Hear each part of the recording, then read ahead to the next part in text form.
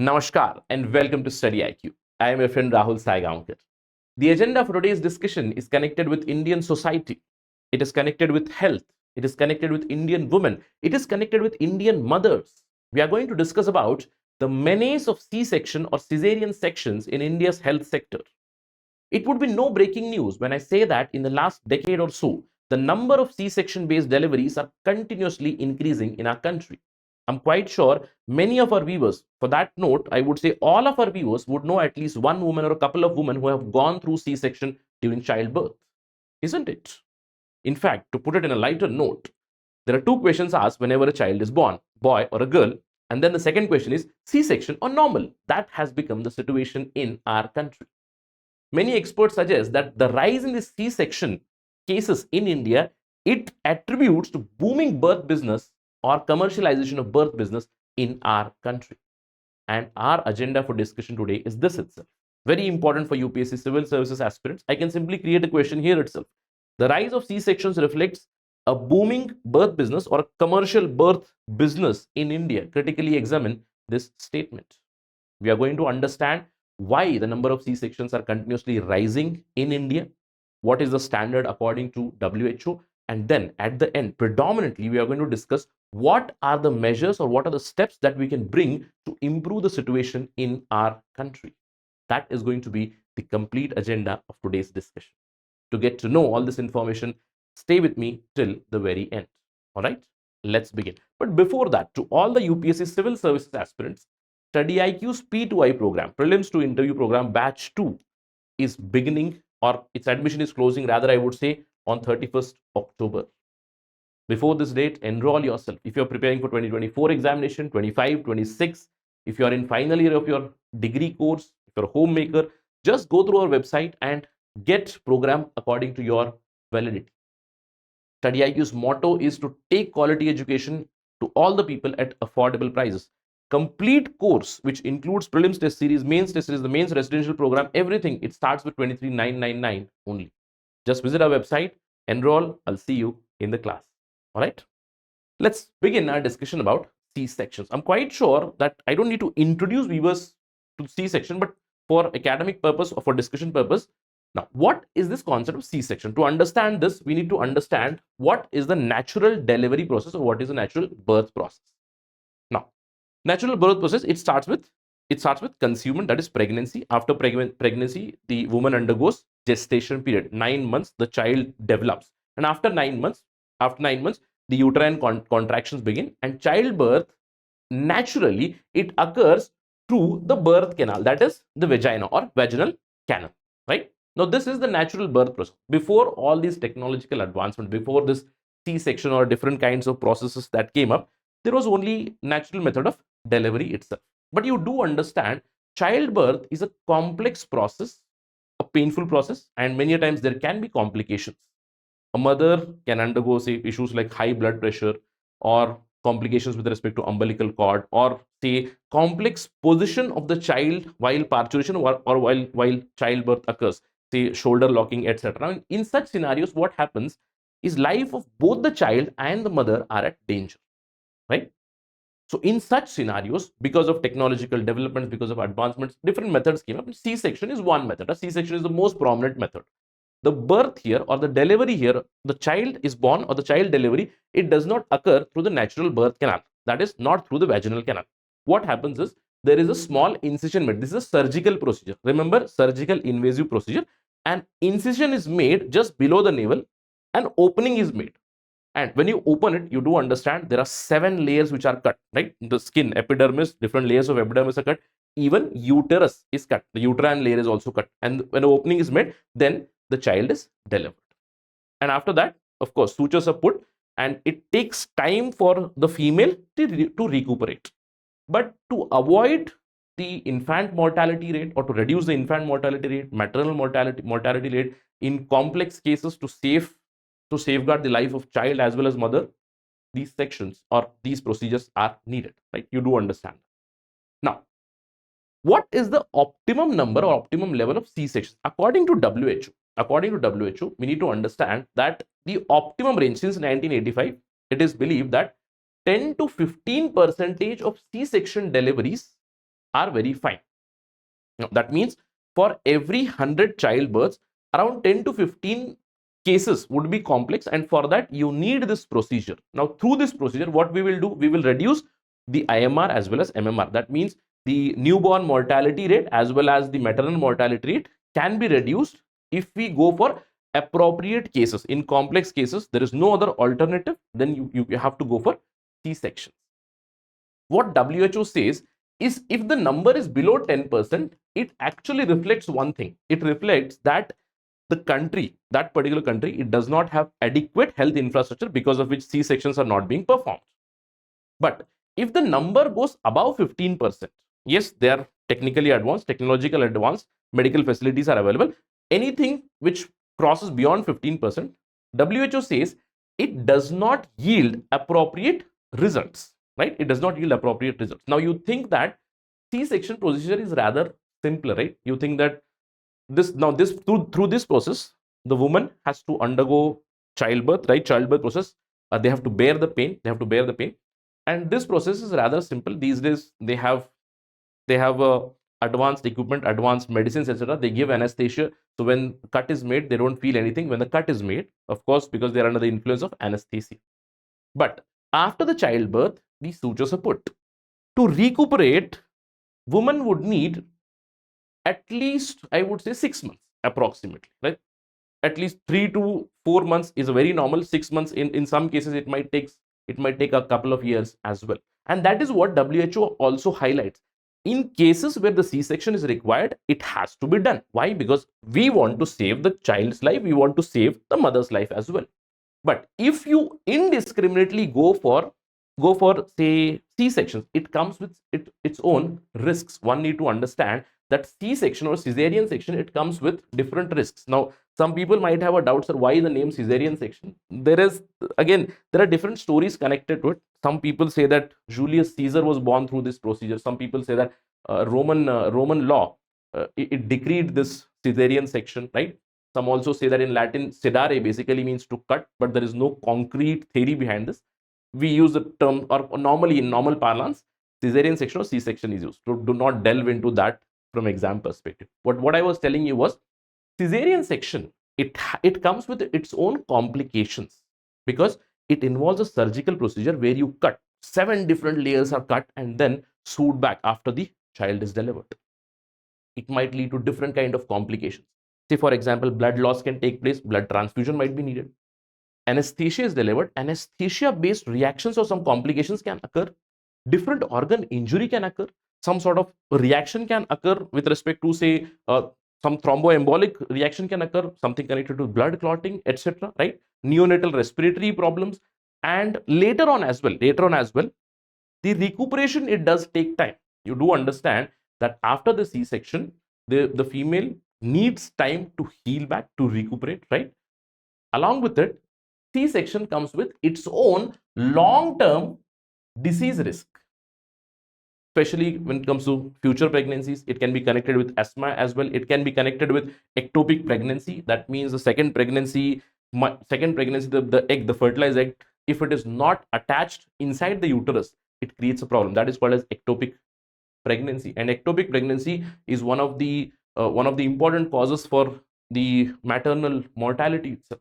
So different kinds of complications can come, which are connected or which can be connected with C-sections. Many a times late in the age, say the female delivers in her 20s or in 30s, later on in 40s, uterine infections can come up. Many a times they have to undergo hysterectomy, that is complete removal of uterus. All such complications do occur. Now you're thinking, sir, then why go for C-section? As I told you, in certain complex cases, if natural birth is not possible and the life of the child as well as the mother is in danger, C-section is something, it's a lifesaver for both. All right. Again, one has to remember that C-section, it comes with its own risk. But these days, in the last decade or so, as I told you, in India, the number of cases are increasing. It's not just India. According to WHO, you will see that in the last few decades, the number of cesarean based deliveries are continuously increasing. If you look at Latin America, one of the highest. If you look at Europe, Asia, in Africa, of course, down, because this means in Africa, the amount or the technology or the availability of this medical infrastructure, this procedure would be lower. That's why the number is low. But in all the other areas, you will see it's continuously on rise. We are more interested about India. Let's talk about India. Now, what is the number? Now, if we look at India's numbers, the best assessment can come from NFHS, National Family Health Survey. Now, we have three family health surveys from last 10-15 years. The 2005-6 NFHS 3, it suggested that India's C-section rate, that means for every 100 childbirths, the number of C-section based childbirths are 8.5%. 8.5% in 2005-6. If you look at this number now in 2015-16, it came to 17.2. And I told you, what is the optimum number? Again, WHO does not prescribe this, but it does say that 10 to 15% is optimum level, where it is quite understandable that out of 100 pregnancies, 10 to 15 can be complex, which might need C-section. That's the basic understanding. If you look at the current number, NFHS 5, 2019-2021 data, 21.5. And the latest data from 2021-22, these are some of the numbers. I hope they're visible to you. This is the data for entire country, state-wise. India's average for 2021-22 is 23.9. 23.9 C-section deliveries when we club both public institutional deliveries as well as private institutional deliveries. Now remember, in India, more than 90% of deliveries are institutional deliveries, which is a very good thing, very good thing. That means in hospitals, deliveries are taking place, more than 90%. Some of the states have achieved 100% institutional deliveries, okay, delivery rate. Say, for example, Telangana, Kerala, South Indian states, they have achieved 100% institutional delivery rate. Very good numbers. But C-section number is 23.9. That means for every 4 women, 1 woman is undergoing that C-section. 1 out of 4 in India, 1 woman out of 4 has undergone that C-section for childbirth. That's the number. That's the average number. Now, when I dissect this number further, you will understand the concept of 2 Indias living. Now, we always talk about 2 Indias. The developed India or little developed India and a little less developed India, right? So, if you look at some of the states where the medical facilities are quite decent, if you look at those numbers, the so-called average literate states, higher average literate states, better medical facility rate states, let's look at those states, okay? Look at Telangana here. I hope you can see the number. Look at Tamil Nadu. Look at Karnataka. Look at Andhra Pradesh. And I would also like to highlight Kerala. Now, when you look at these numbers in Telangana, the number of C-section deliveries is 54.09. That means 1 out of 2 women, 54%, 1 out of 2 women is undergoing C-section. The same number for Tamil Nadu is around 47%, 46.94 to be precise. For Karnataka, Kerala, Andhra Pradesh, the southern states, or in comparison to the northern states, a little developed states, I would say, the number is quite high, more than 40% for all these states, right? More than 40% for all these states. Karnataka 35, Kerala stands at 42%. That means in these states, almost say 1 out of 3 women in some of the states is undergoing C-section. What does this suggest? What does this suggest? Does this mean that in India or in these states specifically, there are more complex cases? The answer would be no. The answer would be no. Different studies have also highlighted, for instance, in 2021, Journal of Medical Internet Research, it has highlighted that in India, C-section is actually more and more among the educated families with richer wealth status. It also highlights that it is higher in the urban areas compared to rural areas, those who have better contact to the health systems. Now, which clearly suggests that there is some issue. There is some issue, isn't it? Now, we need to dissect a little. What is this issue? What is this issue? We can understand why the number of C-sections are rising by dividing our discussion into 3 broad parameters. One parameter which is based on the individual or on the individual woman plus family plus society. The second would be healthcare professional. The third would be health organization. Now, this is something which is quite problematic, I would say. Now, the first aspect, when we talk about individual, as I told you, C-section is something of a lifesaver, especially in case of complicated cases. But when you delve a little deeper into these numbers and go through these researches, you'll understand that it has become a kind of a matter of choice, a matter of ease. Now, you do understand childbirth process can be arduous. It is arduous. It is tough. It is painful. So what these researchers is wealthy families and individuals, they are taking a decision to go for C-section by choice, deciding that they don't want to undergo that pain, and there is a perception that C-section is much safer than the normal delivery. It is because of that. All right. So again, it may be a medical requirement, but in many cases, especially in wealthy families and urban areas, it has become some sort of an individual choice. They simply say that I don't want to go through this pain. I don't want to go through hours of pain. Simply cut me open and deliver the baby. That's it. It seems safe as well. That's the problem. Apart from that, at the healthcare professional level, we have a shortage of midwives and medical personnel for safer natural deliveries. Now, this is a problem from very long time. In general, when we talk about India's health sector, we say that there is a shortage of doctors, there is a shortage of medical professionals, medical personnel, there is a shortage of midwives as well. Midwives in Hindi colloquial term we call daima, right? One who helps delivers. As I told you, when we did not have any sort of technology in villages, these midwives, they used to deliver, right? They helped in delivering the babies. So right now, medical midwives, or medical, I would say midwife nurses, their numbers are short. Now add to it another problem. Already the numbers are short. There is one more perception, one more issue problem. I would say many have this belief that since childbirth is very painful, I don't want to go through natural process, I'll go for C-section. Now because of this shortage, another thing adds up here. Why? When you look at the difference in time of C-section and a natural birth, you will see that C-section, it's just surgical process, given anesthesia, cut open, deliver the baby. Hardly 30 minutes to 1 hour. I would say on an average 45 minutes procedure. All right. Then sew up, finish. But natural birth process itself, on an average, I would say it takes 8 to 10 hours. It can vary from 2 hours to even 48 hours in some cases. All right. So this shortage of midwives, shortage of medical personnel, add to it the delay in the natural process, these have exacerbated the problems.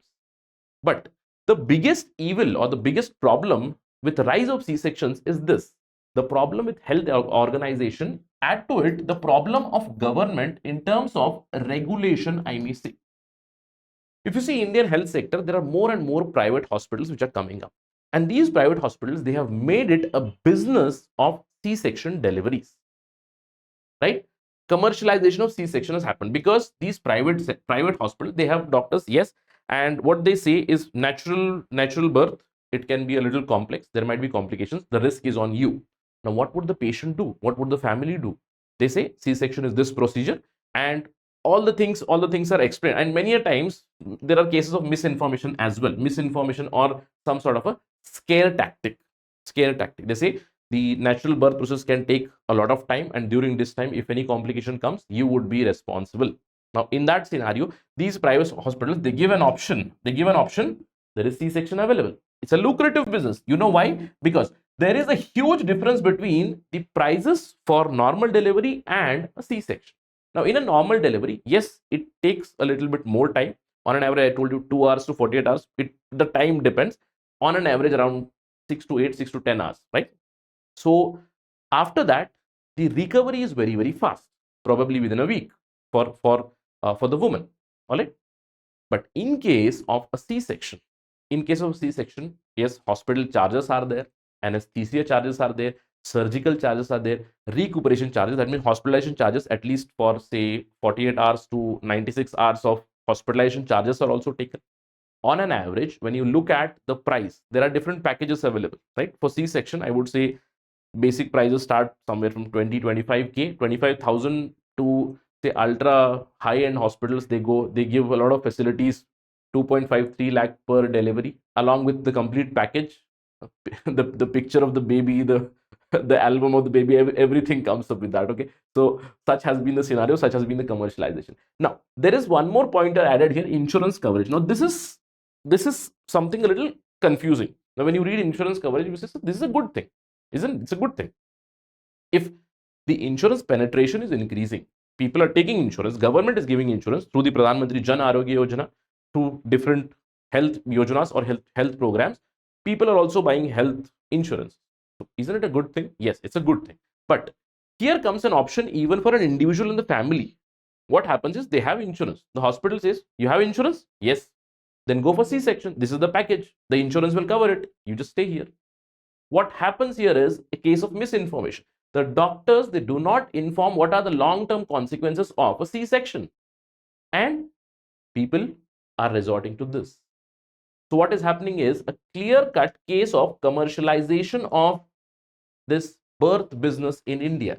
Why? Because hospitals have made it commercial.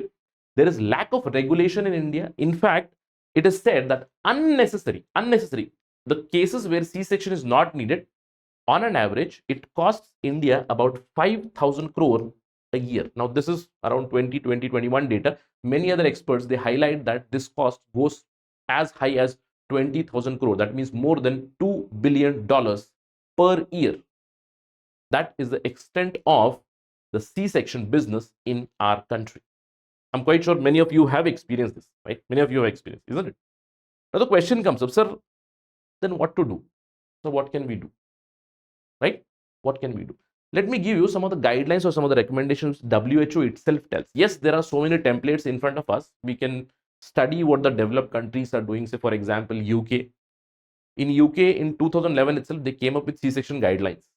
They suggested that C-section can take place, or C-section surgeries can only occur in such cases. Say repeated pregnancy cases, complicated cases, again certified by the medical director, etc. So such guidelines, etc., are some of the templates in front of us. Many of the cases from Scandinavian countries can also be mentioned. But let me give you some broad WHO recommendations which are actually very valuable. These make sense to every country, not just developed country, for any country. The first and the best thing that the country can do is educate the woman, bring educational intervention to women, husband, and the family, to all the people. What? Give details about the childbirth process. Tell about the cesarean birth process, what exactly happens. Tell about the normal birth process, what can be the interventions, what is the recovery period, how much time do you need to recuperate after the surgery, after the normal delivery. And for normal delivery, prepare them some sort of Lamaze classes, preparation or workshops for mothers, relaxation training. We have yoga, couple-based programs, right? And prepare them for the pain or anxiety, because there are so many questions. Many of the times I told you that it has become some sort of individual choice, and females fear that pain. They become very anxious that I'll not be able to bear that pain, and I'll go for C-section. So education or education based intervention is something which is very, very recommended. The second thing is guidelines, right? Two kinds of guidelines. First is whether C-section should be the option or not. If C-section is an option, then second opinion must be sought, sure. And if C-section is being done in a private hospital, I would say be it a private hospital or any sort of hospital, there has to be compulsory audit and feedback. There have to be guidelines coming from the government itself, that if a private hospital, say they are conducting or in their hospital every year 100, say 100 C-section operations are taking place. How many were required genuinely? An audit has to occur, right? And if there is some sort of misuse or commercialization of this birth business, then strict penalties, fine, other impositions can be brought on commercialization, isn't it? So what we need is a second opinion based development and compulsory audit of all the hospitals regarding C-sections, whether they were needed or not. For this, institutional setup can be brought, isn't it? Apart from that, there has to be a collaborative midwife and obstetrician model of care. Now, this is something which WHO recommends, and in the WHO recommendation, it does suggest that there would be a midwife and there would be a obstetrician, right? And they would be available with 24 hours backup for both, and provide in-house labor and delivery. Now, this is something I would say which would be impossible for a country like India, but some sort of a midwife obstetrician model can be brought, say for sound institutional deliveries, and we do have this model. We can talk about Anganwadis, we can talk about ANMs. We have Anganwadis, we have ANMs who are involved in this.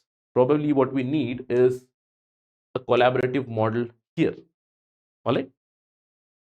Now, apart from this, the best recommendation which WHO gives is this financial strategy. Now, this is a plain and a simple solution. Plain and a simple solution.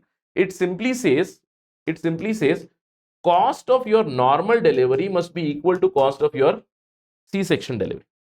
As simple as that.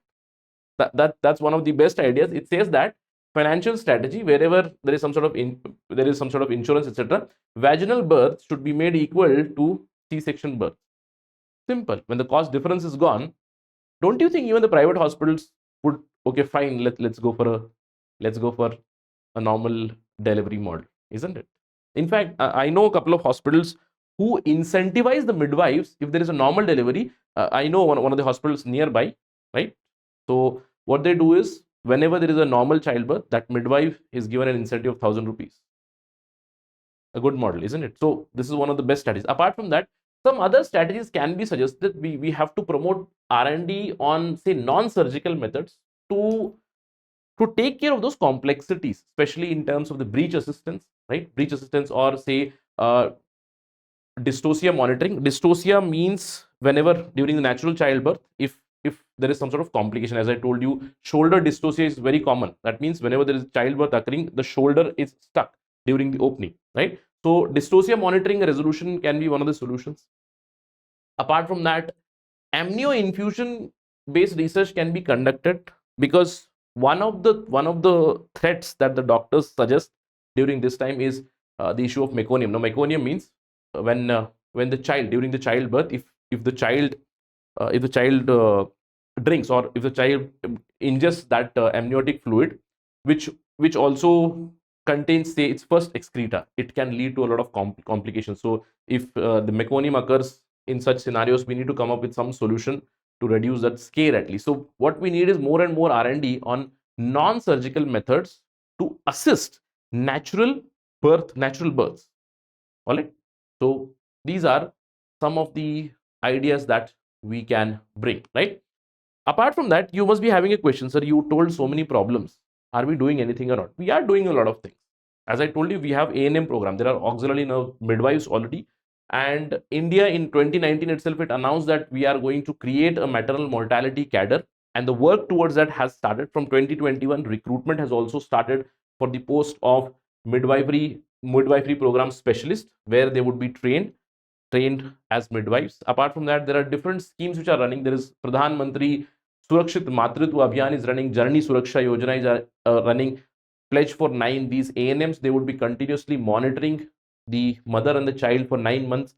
Pledge for 9, that means 9th of every month, there would be an inspection by the A&M. Despite all these things, we can clearly say, as I told you, it's no breaking news when I say C-section, or the number of C-sections are continuously increasing in India. We need to bring these steps which have been recommended by the WHO, so that we reduce and eventually end this menace of indiscriminate and whimsical kind of C-sections which are suggested by the doctors and private hospitals. Let's hope these things happen, and let's hope our children and mothers, they remain safe. As and when there is some development over this, we'll have a discussion again on StudyIQ. That is it right now from my side. Thank you for watching this video. Jai Hind.